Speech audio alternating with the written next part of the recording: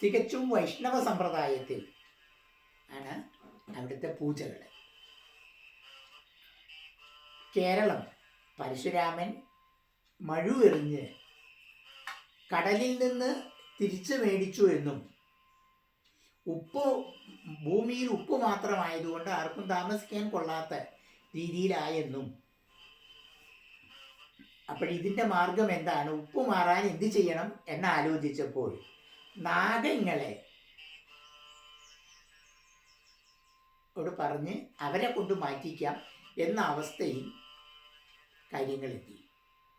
അങ്ങനെയാണ് കേരളത്തിൽ പഴയ ഒരുവിധം എല്ലാ തറവാട്ട് വീടുകളിലും വടക്ക് കിഴക്കോ തെക്ക് പടിഞ്ഞാറോ ആയിട്ട് നാഗസ്ഥാനങ്ങളുണ്ട്. അതിന് കാവ് എന്നാണ് സാധാരണ പറയുന്നത്.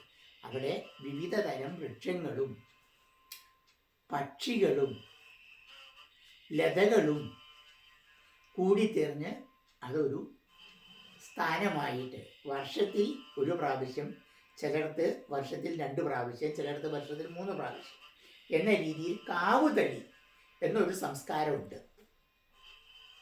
അത് പ്രകൃതിയിൽ ജലസ്രോതസ് വറ്റാതിരിക്കാനും കൂടി വേണ്ടിയിട്ടായിരുന്നു അങ്ങനെ ഒരു ആസ്ഥാനം സൂക്ഷിച്ചിരുന്നത്. നാഗങ്ങളുടെ ഒരു ആസ്ഥാനം അവരെ ഉപദ്രവിക്കാതിരിക്കാനും അവർക്ക് സംരക്ഷണവും നമ്മുടെ ജീവൻ്റെ ഒരു ഭാഗം കൂടി ആയതുകൊണ്ടാണ് അങ്ങനെ ഒരു സ്ഥാനം അവർക്ക് കൽപ്പിച്ചിരുന്നത്. പക്ഷേ ഇന്നത്തെ ലാഭക്കൊതി മൂത്ത സാധാരണ മനുഷ്യർ അല്ലെങ്കിൽ ലാഭക്കൊതിയന്മാർ ഈ നാഗസ്ഥാനങ്ങളെല്ലാം നശിപ്പിക്കുകയും നാഗങ്ങളെ അവരവരുടെ ആസ്ഥാനത്തിൽ നിന്ന് മാറ്റുകയും ചെയ്തു. ഇതോടുകൂടി നാഗങ്ങൾക്ക് കരിയിളകുകയും നാഗങ്ങൾ മനുഷ്യരെ ആക്രമിക്കാൻ തുടങ്ങുകയും ചെയ്തു എന്നതാണ്.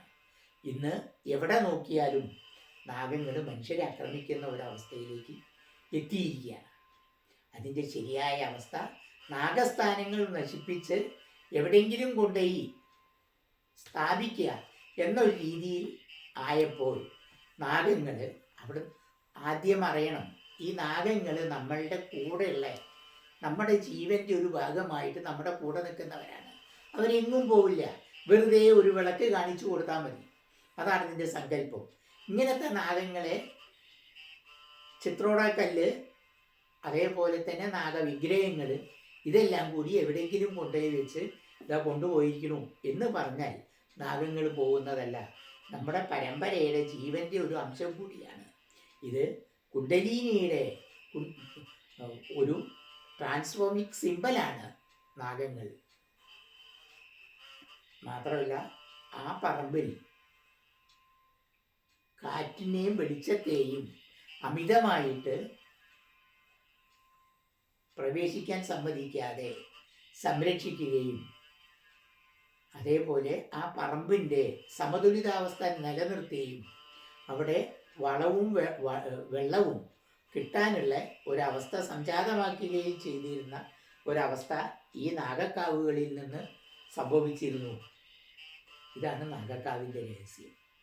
ഇന്നത് ഇല്ലാതാക്കിയപ്പോൾ സംഭവിച്ചത് മാനവർക്ക് ജീവിക്കാൻ പറ്റാത്ത അവസ്ഥയിൽ നാഗങ്ങൾ മനുഷ്യരെ ഉപദ്രവിക്കാൻ തുടങ്ങി എന്നാണ്. അവിടെ സാധാരണ കാണുന്നത് ഒരു ചിത്രോട കല്ലും ഒരു 6 അടി നീളത്തിലുള്ള കിടക്കാൻ ഉത്തരീയം വിരിച്ച് കിടക്കാൻ പറ്റുന്ന രീതിയിലുള്ള ഒരു കല്ല്. സർപ്പം തുള്ളൽ ഇതിൻ്റെ ഒരു ഭാഗമായിട്ട് ഇന്നും ദുർലഭ സ്ഥലങ്ങളിൽ ആചരിക്കുന്നുണ്ട്. ദുർലഭ സ്ഥലങ്ങളിൽ ആചാരങ്ങളും അനുഷ്ഠാനങ്ങളും തച്ചുടച്ച് അതിന് മറ്റ് മാനങ്ങൾ കൽപ്പിച്ച് ചെയ്യുന്നതുമുണ്ട്. മംഗലാപുരത്തിന് വടക്കുള്ള ശ്രീവള്ളി എന്ന് പറയുന്ന ഗ്രാമത്തിലെ വൈഷ്ണവ ബ്രാഹ്മണരാണ് ഇവിടെ മേൽശാന്തിമാർ, കീഴ്ശാന്തിമാർ ഇങ്ങനെയുള്ള വൈഷ്ണവരോ ശാന്തിമാരോ ആയി ജോലി ചെയ്യുന്നത്. കീഴ്ശാന്തിമാരായി നമ്പൂതിരിമാർക്ക് പുറമെ എംബ്രാന്തിരിമാരും കൂടി അവിടെ ഉണ്ടായിരുന്നു എന്നാണ്. ഇവിടെ ശ്രദ്ധിക്കേണ്ടിയിരുന്നത് പരശുരാമൻ കേരളത്തിൽ ഉണ്ടാക്കിയ ക്ഷേത്രങ്ങളുടെ പൂജയ്ക്ക് വേണ്ടി മംഗലാപുരത്ത് നിന്നും ബ്രാഹ്മണരെ കൊണ്ടുവന്ന് താമസിപ്പിച്ചു എന്നാണ്. അതിൽപ്പെട്ട ബ്രാഹ്മണ കുടുംബക്കാരാണ് ഇന്നും അനന്തപത്മനാഭസ്വാമി ക്ഷേത്രത്തിൽ